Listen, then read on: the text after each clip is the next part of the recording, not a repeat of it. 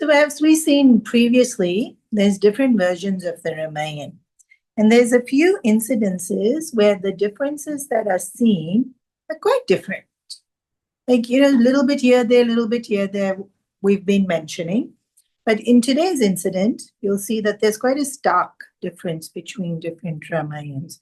So we've gotten to the point where Ravana has been killed.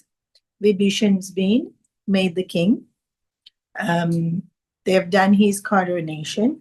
Actually, there's this beautiful bit also where Vibhishan really wants Ramchandraji to come into Lanka to bless it, to bless the palace, to bless the throne. And Ramchandraji's taken this vow. And so he's so adhering to it. And then at that point, actually, Dashrath Maharaj comes.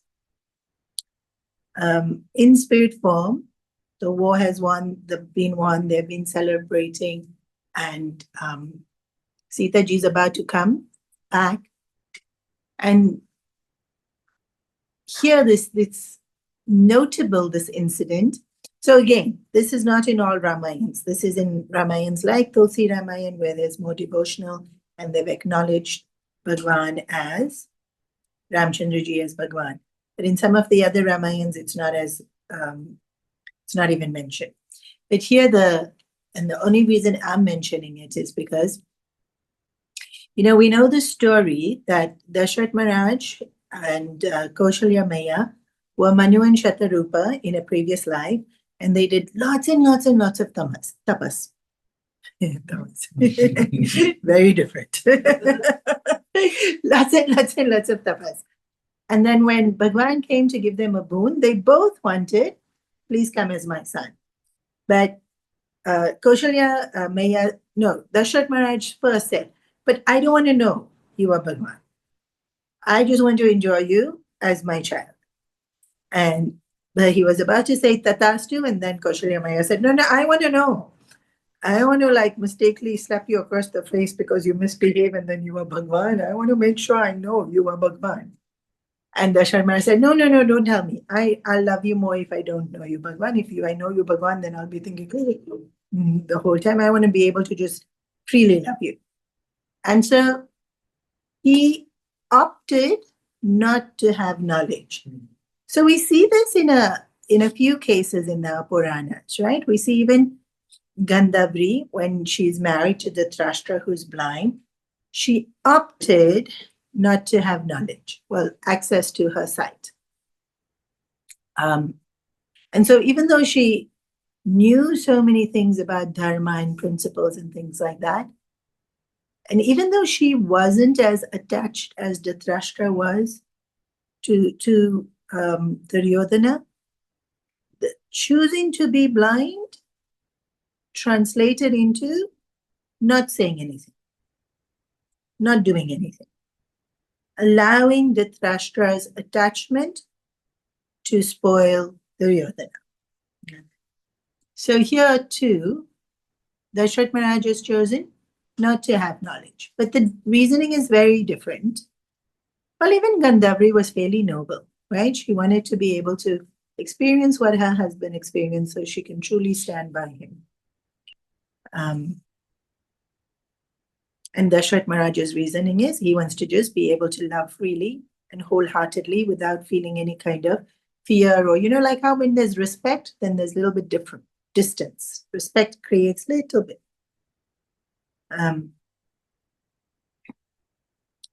Although we see in Arjuna's case, it wasn't the case. Arjuna continued to be Krishna's friends even after he saw Vishwarupa Darshan and knew that this was Bhagavan. That closeness didn't go away.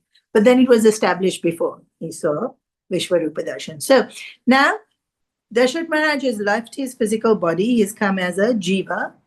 And he's come because war has been won and there's and it's time. This is the main reason Dashrath Maharaj has come. It's time for Ramji to go back.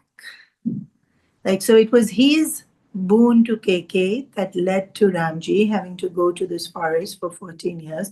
And then this whole hammer gamar of the kidnapping and everything. And now finally, finished, and it's the day that Ramjay has to go. And so maybe Dashrath Maharaj is like, oh, like finally my babies can go back home, like this unnecessary boon that I gave, and he had to pay the consequences of it. And you know, like in so many times in our lives, we do things, but the consequences don't affect only us. It has such a ripple effect, right? So just earlier we were talking about the politicians and how they do things, and whatever their motive for doing it, wow, it has such a ripple effect.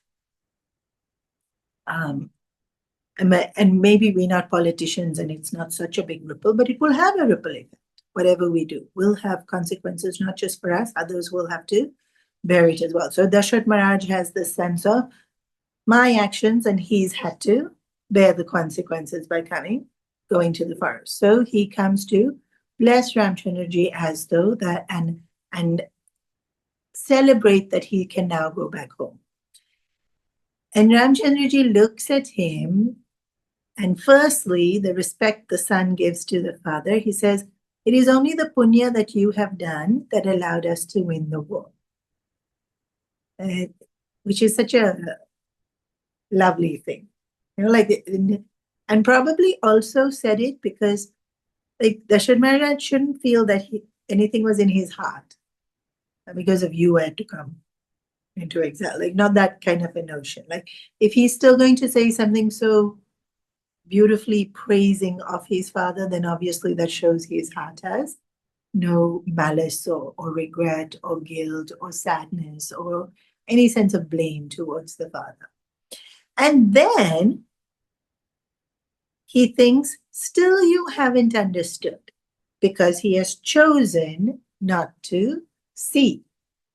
And so here now Ramchandraji overrides this. And just from one look, he gives Dashrath Maharaj all the knowledge of the scriptures. You look very suspicious, like, why haven't you done that yet?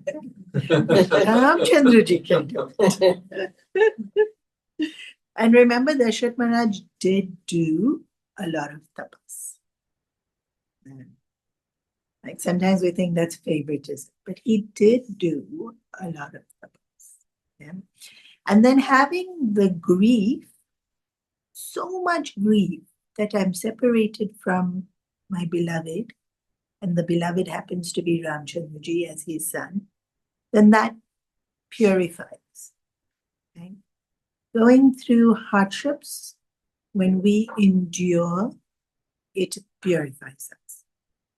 So if we resist, it doesn't purify us.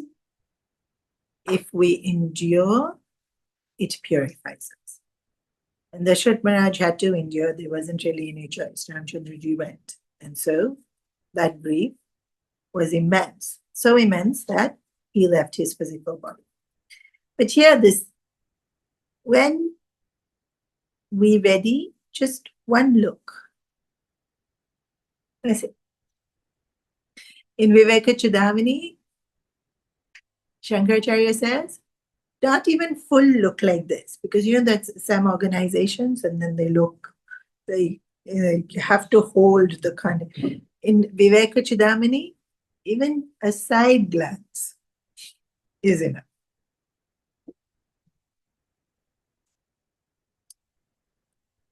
And the only reason I'm really bringing this up, because of course it's beautifully mystic and we think, oh, you know, like that's what I want. But no, I'm not bringing this up for those reasons, not the mystical reasons and not the ease with which we can get it.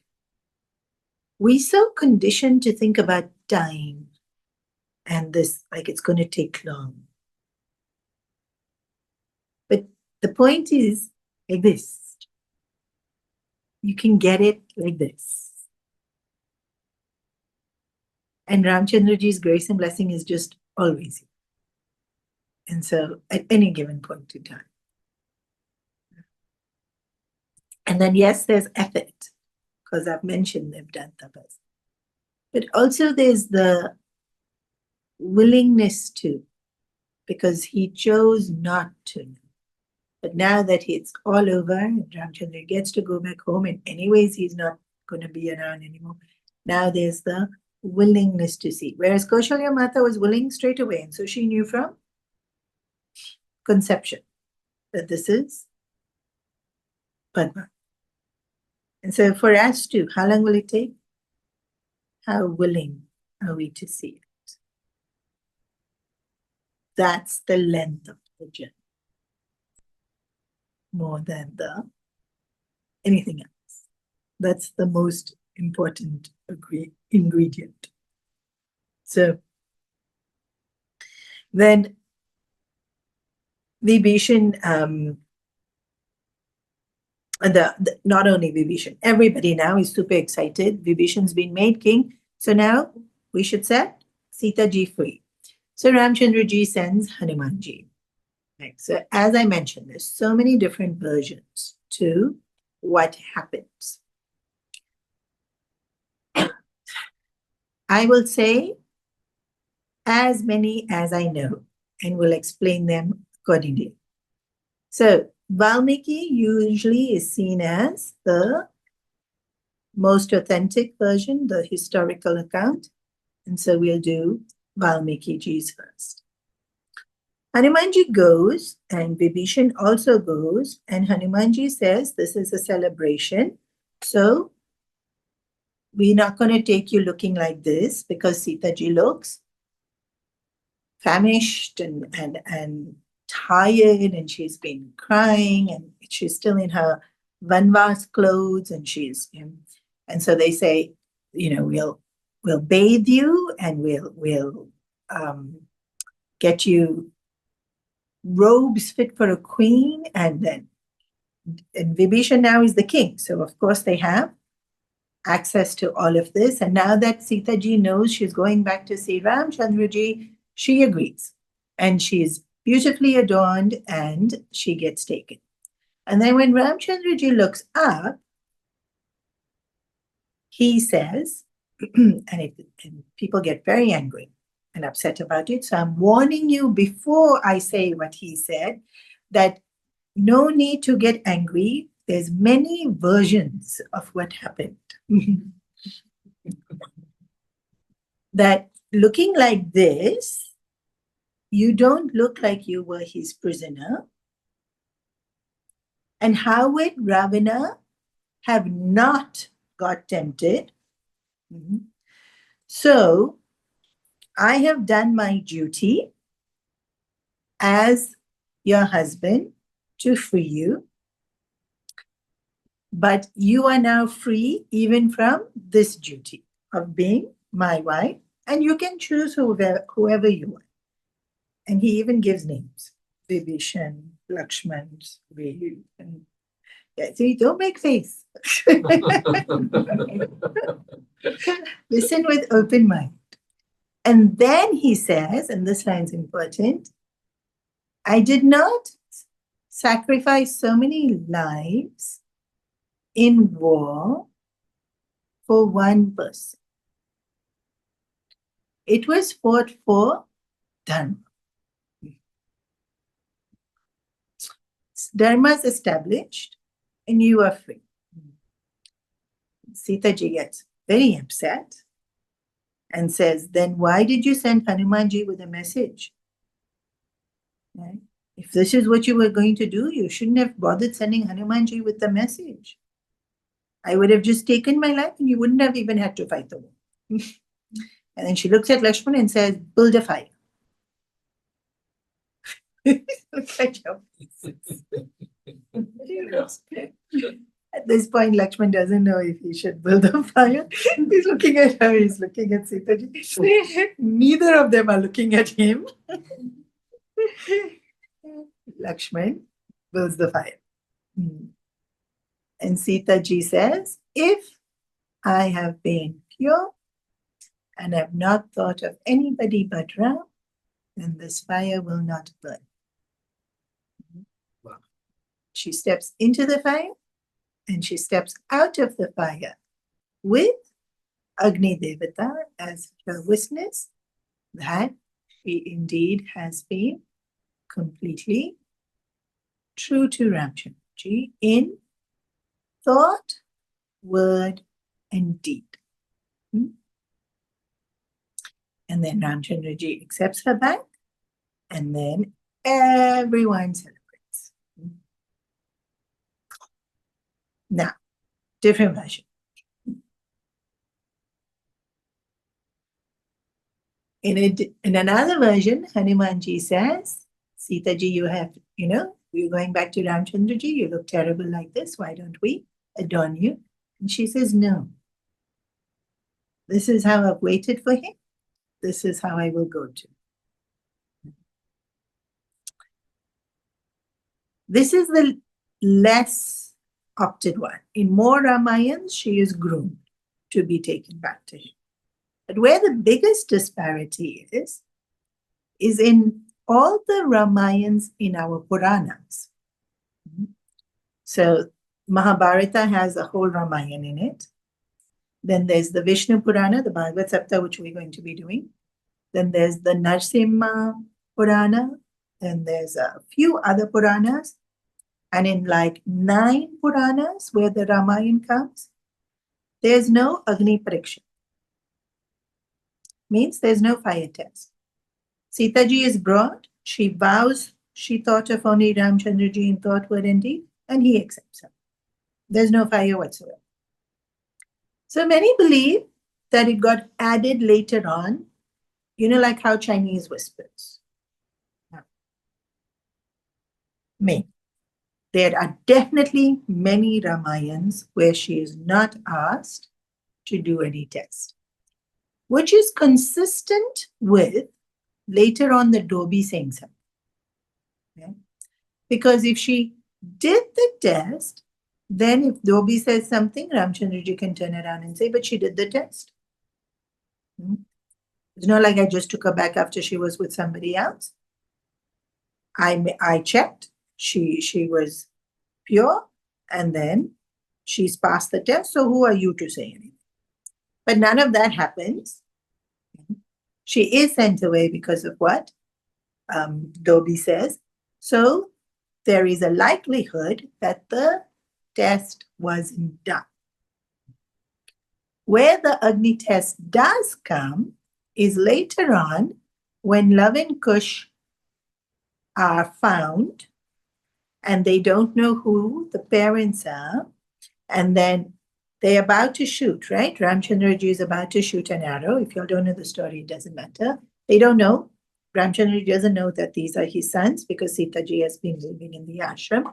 So he's about to shoot the arrow. And at that time, Hanumanji brings Sitaji and tells Ramchandraji, these are your sons. And somebody in the crowd, because it was a Ashwamedha Yagna, and so a lot of people were there. Somebody in the crowd says, how do we know it's really Ramchandraji's sons? Yeah. So firstly, she stayed 1 year in Lanka, and then after, she's been exiled from Ayodhya also. So in that time also, we don't know, how do we know it's Ramchandraji's son? And at that point, Sitaji says, build a fire, and then she herself puts herself through this test. That is there in many Ramayans. And so the test doesn't happen here. And it's not Ramchandraji asking for the test. And it's not Ramchandraji denying her. She says she's pure. Ramchandraji accepts her. But the test happens much later.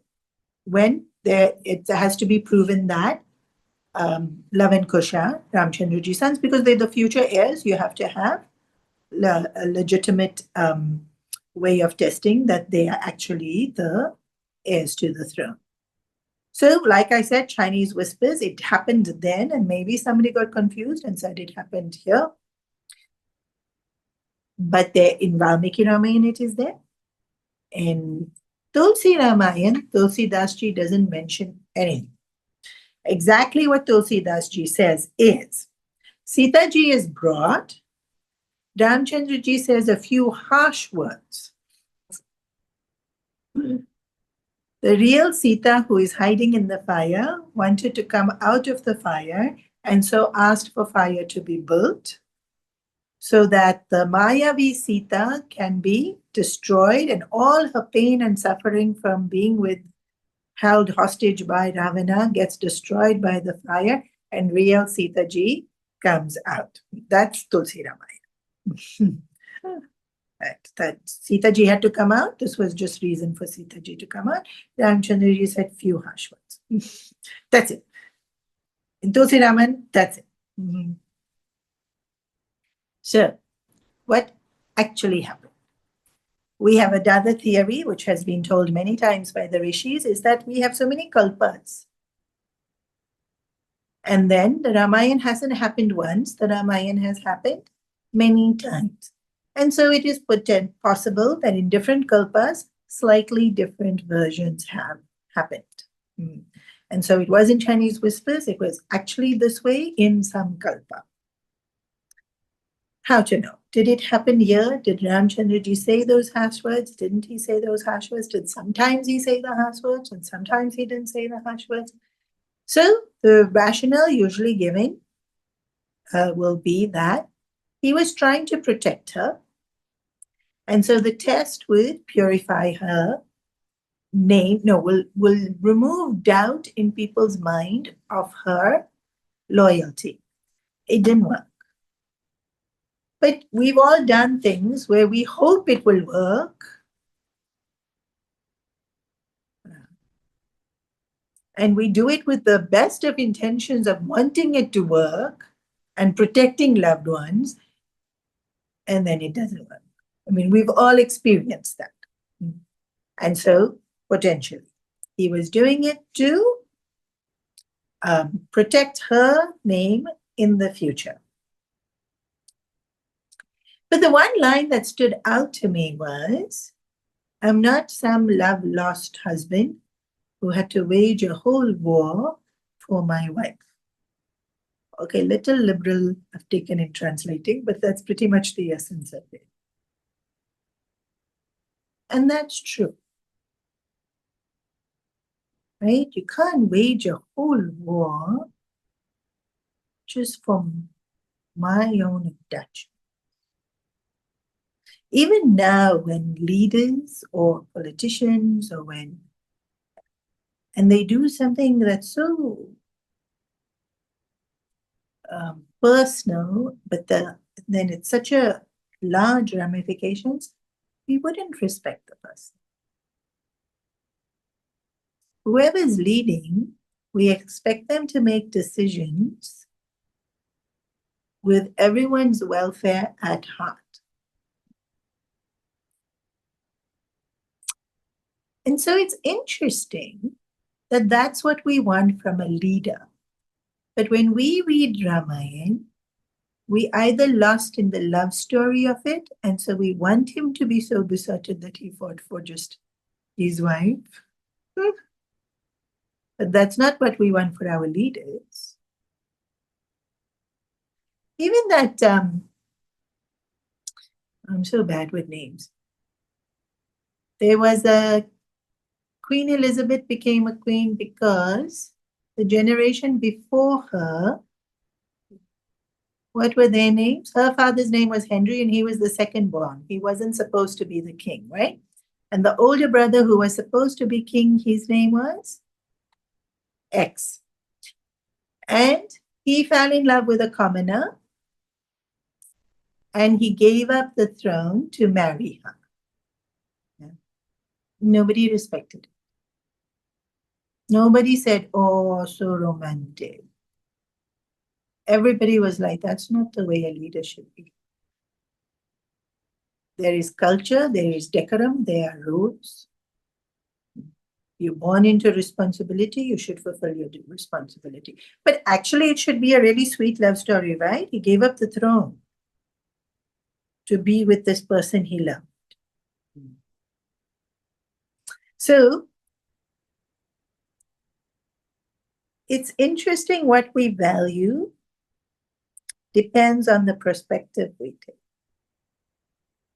Because as a person who was supposed to be a leader, it wasn't valued. Romance was not the considered to be a beautiful character. Or even if you see somebody else in politics and then they have an affair, and then maybe they genuinely loved this person. Maybe their marriage was really bad. And if you had read it as a rom-com, you would have totally loved that he left the horrible wife and went with this person who was his soulmate. But when we see it from when we're looking at the politician, we think, no, that's not upholding values. You can't be having affairs like that. And we'll say it's just lust, control yourself. Interesting how suddenly. And so how is Ramchandraji making this decision of who he has to be? And the rule of thumb is the good of the majority outweighs definitely personal desire and good of the person. This still applies because when COVID happened and people were choosing hospital beds, who does it goes to? Nobody argued, give it to the old and don't give it to the young. No country argued that. Every country gave it to the young. Why? But if the old person at that point in time is my mother, my father, I don't like that law.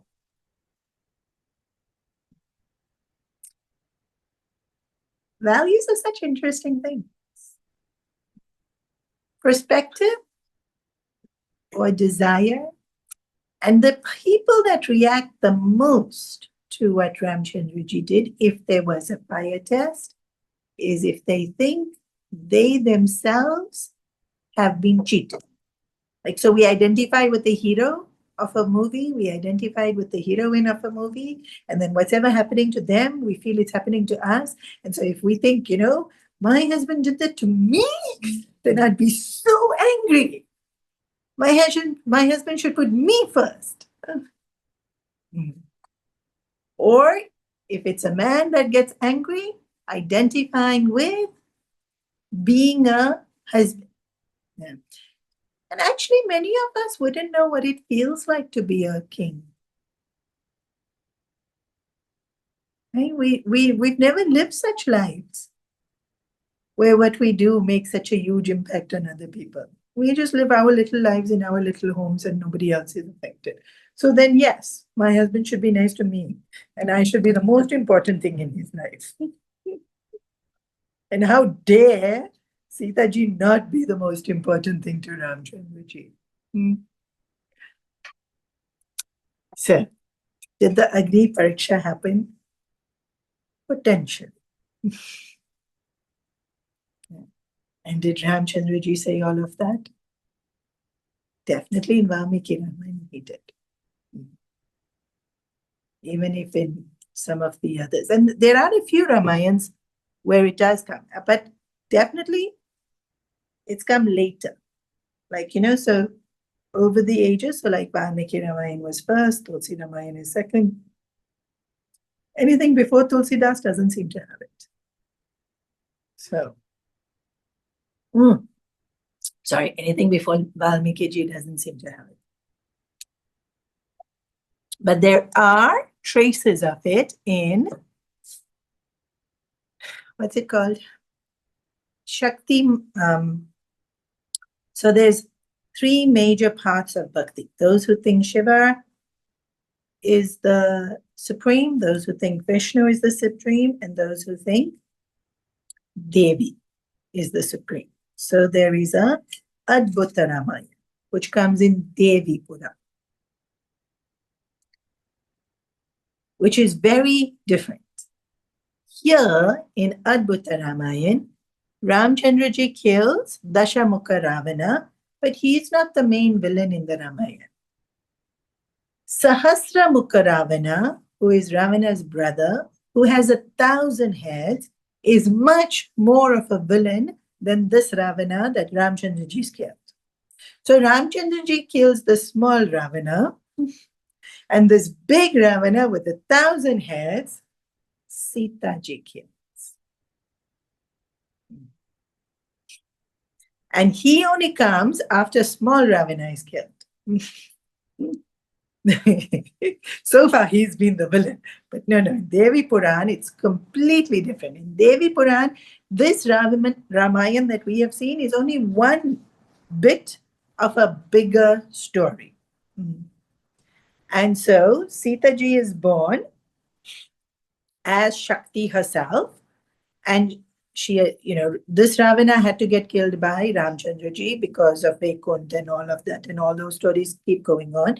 But the real battle comes afterwards. And so now that Ravana is killed, and now that she has to do her bit to kill the main Ravana, she goes through a ritual to increase her strength, where she burns herself, like Sati burns herself. So it's still a fire, but it's not a test, and it's not by anybody else's choice, but it's her doing to increase her strength. And then she comes out of the fire even strength. Then now the Sahasra Mukha Ravana comes and she destroys him. Now you're thinking where that came from? Adbhuta Ramayana. Now you're wondering how many Ramayans there are? Like 100.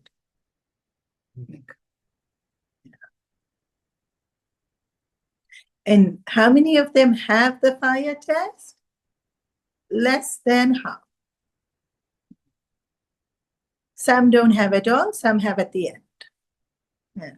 To prove love and kush. And here, whose choice is it that she goes through it? She's building up her strength and using fire. And this is so beautiful. Like, she lets Ramchandraji do all the small battles. Saving her strength for the big battle. But here is the version where, if you have heard that Sitaji is Ravana's daughter, it comes in Adbhuta Ramayana, which is why she stays there with him for a year. You've never heard it? It's there. Like I said, there's so many different Ramayans, and some of you all have heard this, right? Sitaji is Mandodari and Ravana's daughter. Even there's different versions. She was Mandodari's daughter, but not Ravana's. She's born out of a ritual. And then she's Ravana's daughter, but Mandodari couldn't bear to have her daughter there for varying reasons.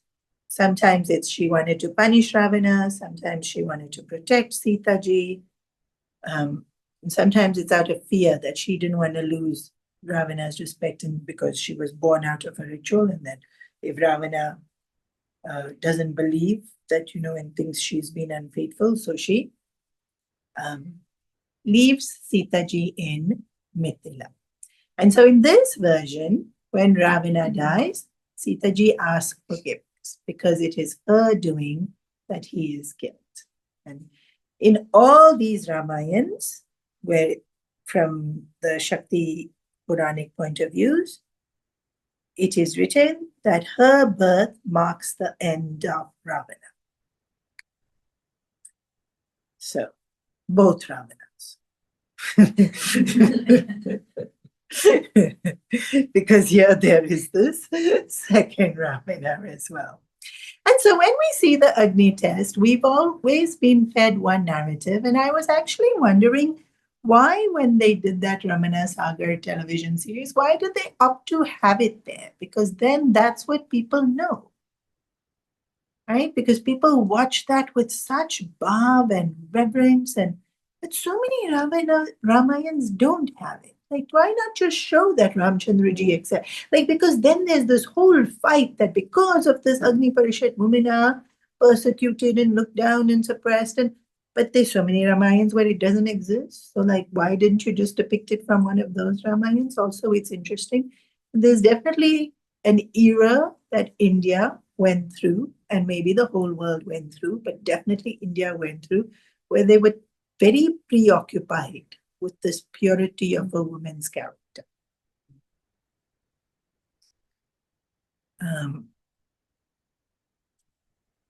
But it wasn't there originally to be this preoccupied about what she does. Purity didn't mean who she chose to be with. Purity was the ability to love unconditionally. And so that's also interesting that, remember perception? Right? How did purity become associated with physical relationship? Like, is that our purity? Purity is so much bigger. Like, that's just such a small part of us. I'm not saying insignificant, but it's not who we are as people. But the more we give that importance, then the more purity will become associated, or did apparently become associated with that. But in the spiritual sense, it's very clear what the scriptures say about purity. The absence of kama, krodha, lobha, moha, mada, matsarya. Kama is the first one, and it's not last, it's all desire. And so from all desire, you're going to focus on only lust also, then our vision became narrow. Purity means to be free from all forms of desire. Desire for power, desire for fame, desire for, those are the three, right? Usually. Lust, then power, then fame. We graduate in our types of desires that we have. Okay, what do we take away from the Agni Parikshit?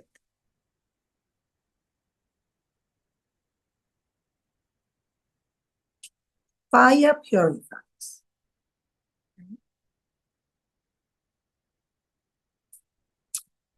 This is physically true. When we want to drink water and we're not sure if it is safe to drink, we boil it because fire purifies. Yeah? And that's something all of us do, especially living in Asia. But all of us wouldn't purify gold because, how many of us are going to purify gold? But how to purify gold? Fire. And so we can see physically, fire purifies us. But fire, when it's not physical, we experience as burn. Like in exercise, they talk about burn. Right? You have to push yourself until you feel the burn. Whether it's yoga or gym or even running a marathon, you get to a point where you can feel the burn of the muscles, your energy levels, that's fire.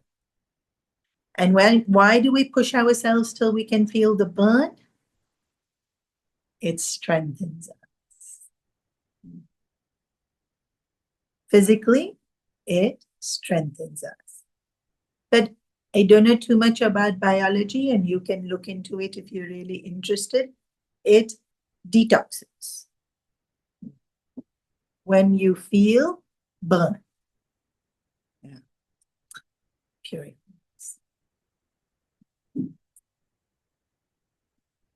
So, not physical fire that purifies water and gold, which is physical, the fire within us purifies us in terms of it helps us to let go of whatever's no longer good within us. Also, we'll talk about burning fat, right? With our activities, etc., no longer needed. So maybe not purified, but in a sense as a cleansing, still a purifying, right?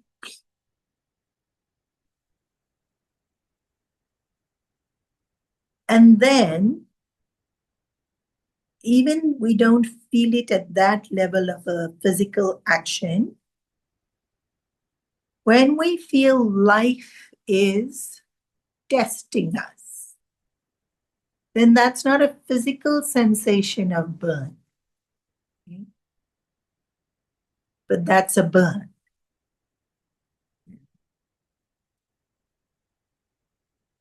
And then that's purifying mind, intellect. Like when life is, well, sometimes it pushes us to give in to weakness. And sometimes when we get pushed to, when life really challenges us, it brings out the very best in us.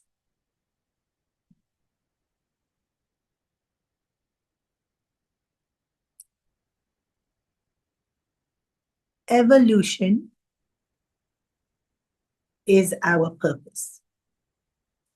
And in terms of our spiritual journey of wanting to lift ourselves, to be able to see divinity within us and around us, every single one of us will go through fire.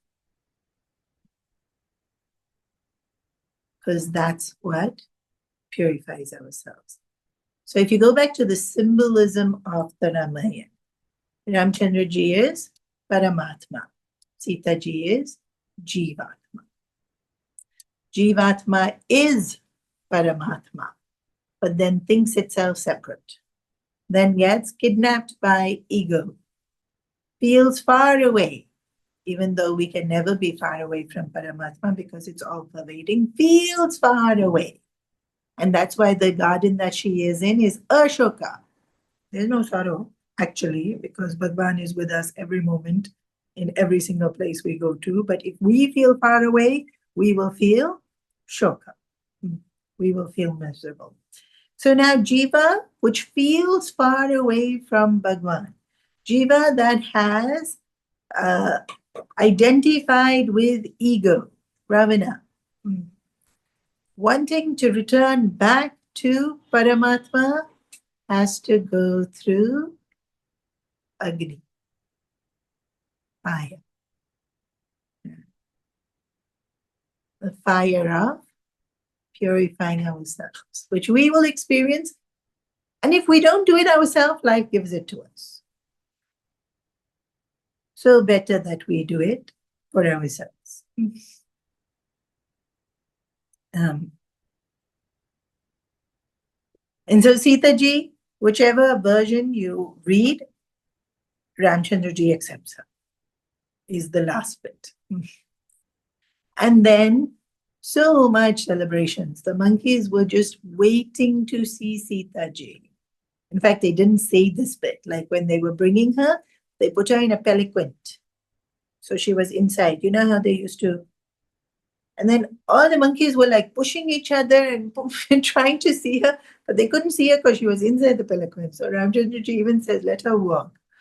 And then Vibhishan is like, why make her walk? So, because everyone wants to see her. Let them see her. This is before the fire test, huh? Like, so obviously he doesn't have any malice in his heart. And he wants them to see her because they are so excited to see her. So she walks and the monkey is like, all like just waiting. Like, who did we fight this war for? In their hearts, they fought it for her. Ramchandraji says Dharma, but they fought it for her. And then when they finally together, the monkeys with the Banaras celebrate elaborately. And then they're going to go back to Ayodhya. But there's two points here that I wanted to mention.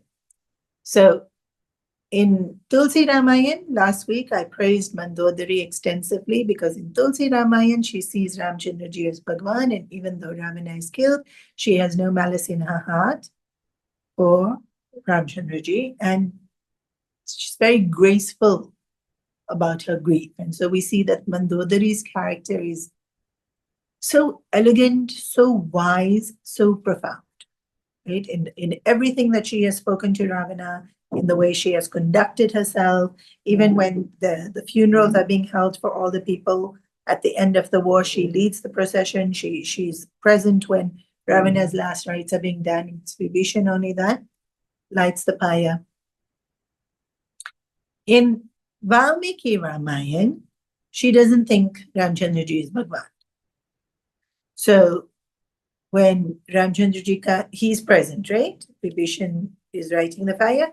And out of respect, Ramchandraji is also there. What was it that he says?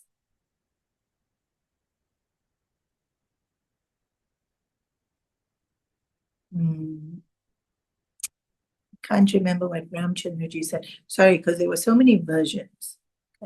But her answer, I remember. So she says, I neither resent you nor admire you. And she said, I was destined to be Ravana's wife and enjoyed having a husband that looked after me, loved me, and treasured me the way he did. And I never questioned when he treasured me, why am I so lucky to have a husband that treats me so well? And he did. We've seen this ourselves as we've been seeing the story. Ravana treated Mandodari very well. Yeah. He didn't treat other people so well, but Mandodari he always treated very well. So now, at his death, I have no right to ask why I am unlucky that he has died. So here again, even though it's different, she doesn't see Ramchandraji as Bhagavan. You see that she's still very elegant and very wise in her grief. And so she then narrates a very different story. That's I think somebody, I don't think it was Ramchandraji. I think somebody else said it was his karmas, Ravana's karmas. And so now this is his result. And so don't blame Ramchandraji. And then she says, I neither resent you nor admire you. And then she says, and you people use karma as an excuse for everything. You want to make yourselves feel better. So you all are saying it's the results of karma. I was his wife, and now I was destined to be his wife, and now I'm destined to be his widow. Yes. And we are like twigs floating in a river. Whatever comes to us, comes to us. And this apparently was a very strong belief for many people, for a large part of Hindu philosophy. I think even today, many people believe this. That things are destined, and you're kidding yourself if you think you got any control in it. And this came up in the Mahabharata a lot, if you all remember. This idea of everything's destined. Gurudev didn't like this at all. Gurudev taught we have control over our minds, bodies, and thoughts, and you decide what you think, and the consequences of what you think will come to you. Maybe you can't control outside, but you can definitely control yourself. And whatever efforts you put in will reap results. Yeah? Not that he didn't say destiny doesn't exist, but he said you are creating your destiny by choosing what you are doing in the present moment. So this view where just everything is destiny, and this is such a age-old argument about free will and destiny. But here, what's noteworthy is Ramchandraji doesn't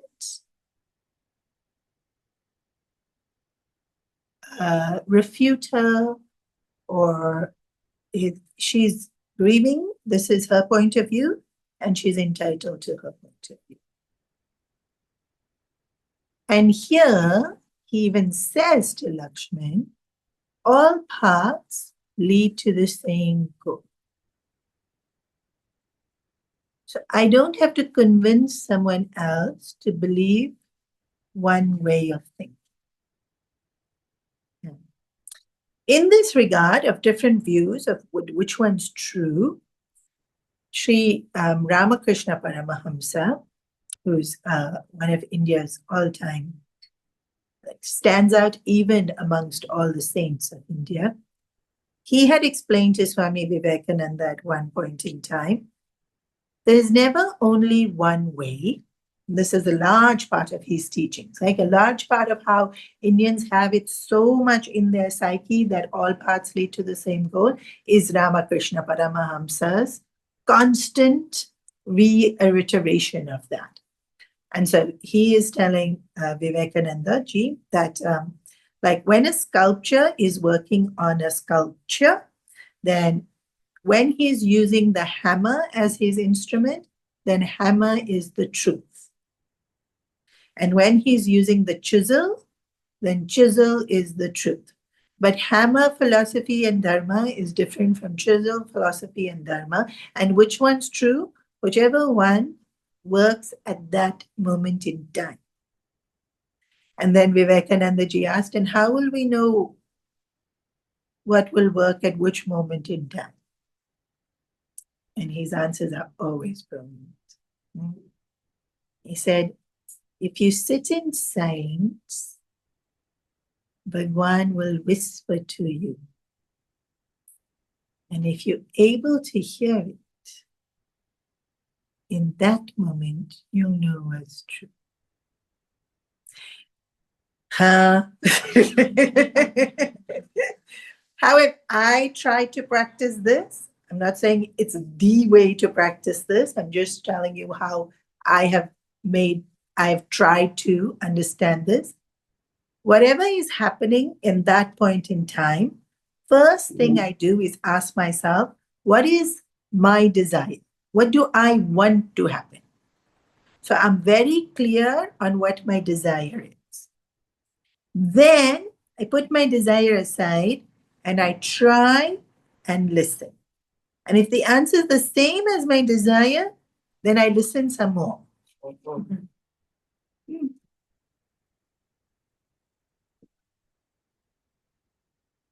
Because if your first answer is the same as your desire, you're not listening to silence. You're listening to your desire. It's really helped me be able to tell my voice versus what Bhagavan wants me to hear. Not hear, you don't actually hear anything, but you can try. You might actually hear something.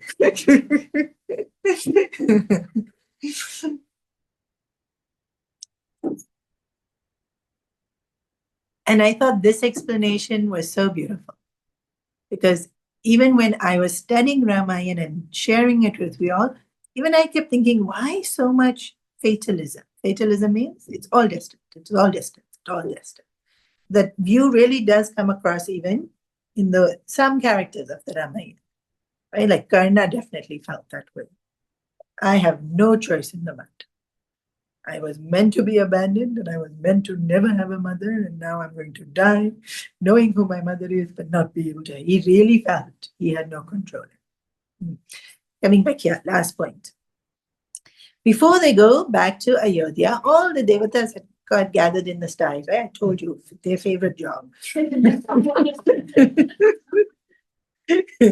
Throw flowers. So whichever Purana you're in, Sitaji coming back, if it's a Shakti Purana, of course she is Devi, you have to throw flowers. And if it's Vishnu Purana, then Ramchandraji is getting Sitaji back, throw flowers.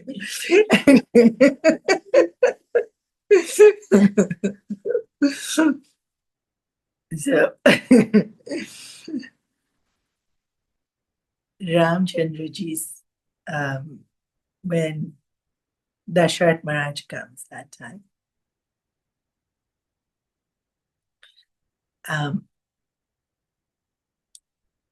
the reason he gets this knowledge is that there's this observation that all these devatas are here.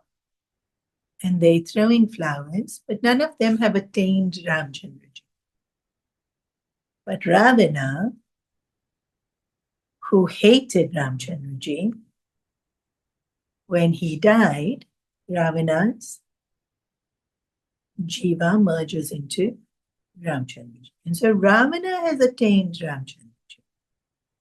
Ravana, who was wretched, has attained Ramchandraji. But all these devatas are in the sky throwing flowers, they haven't attained Ramchandraji.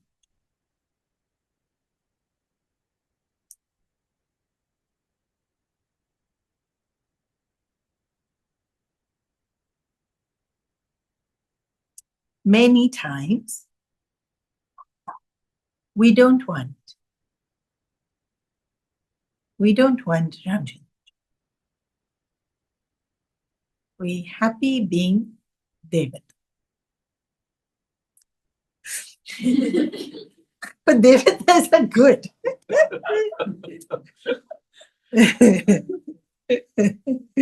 Yes, they're good. But then they keep getting defeated by the asuras. Then they get dukhi. And then Bhagavan only has to come and help them to build their strength back up. So that they can.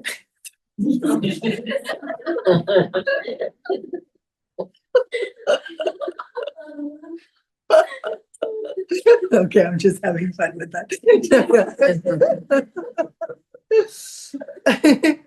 Sometimes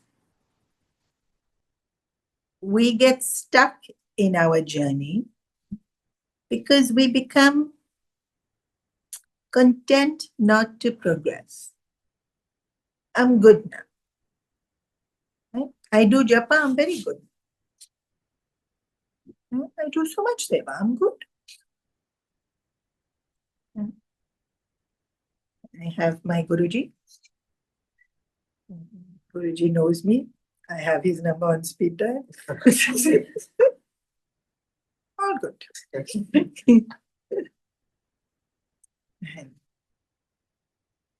But devatas can lose their power at any given moment in time. Devatas can get persecuted by asuras.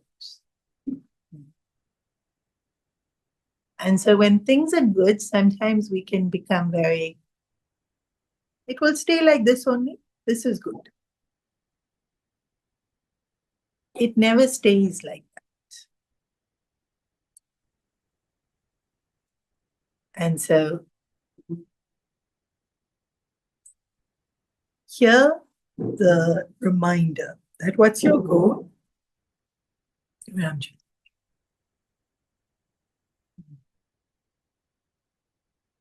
Don't get content with being good.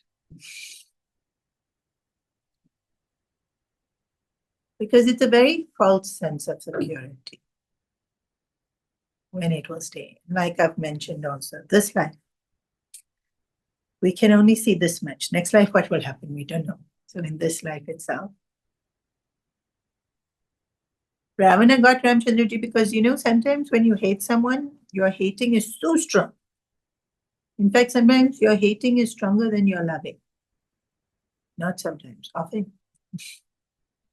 And so that single pointed attention to Ramchandraji through hating, purified. There's no other path available that you can hate, but Bhakti Shastra suggests love. Just love him a little bit more. We'll pause here for today. Any questions?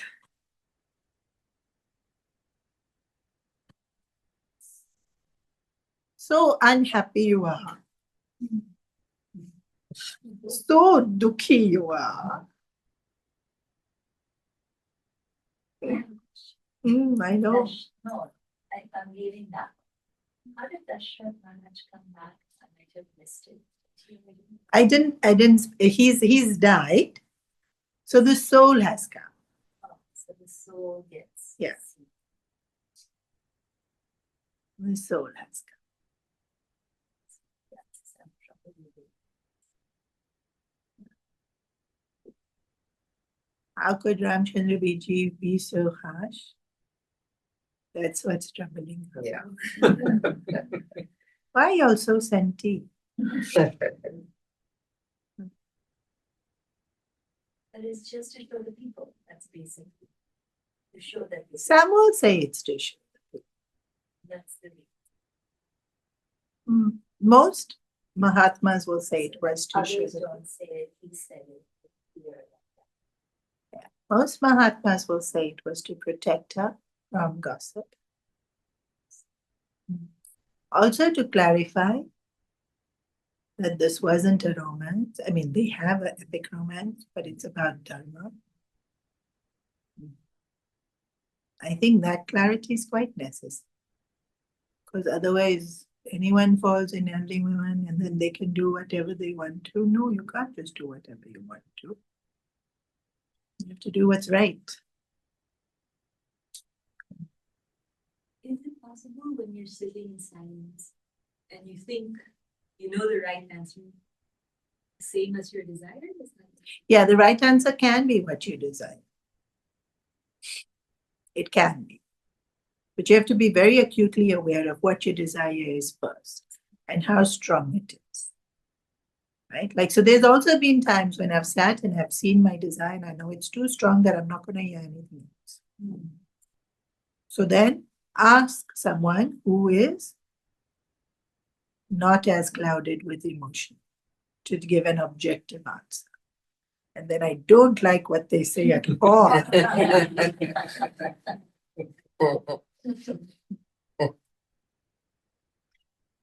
So mean and horrible you are.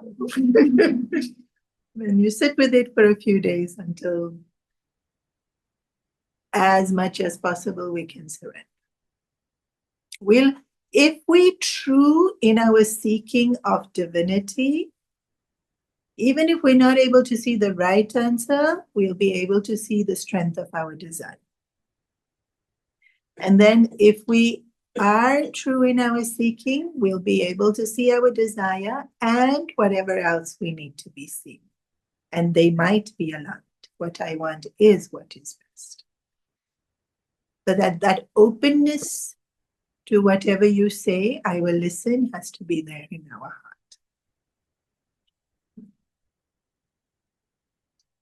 That's your test, right? Like if he's going to say the opposite of what I want, am I still listening?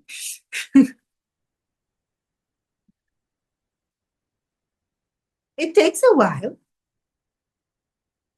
It's a muscle you have to make strong.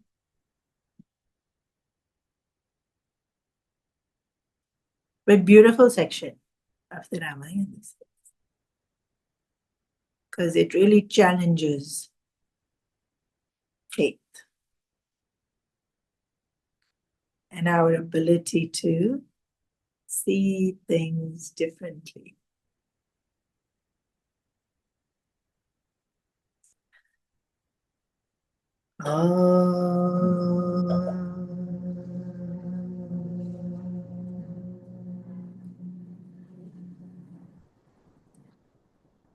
Sarve bhavantu sukhinah, sarve santu niramaya, sarve bhadrani pashyantu, ma kaschit dukhabhag bhavet, asato ma satgamaya, tamaso ma jyotirgamaya, Mrityormamritamgamaya.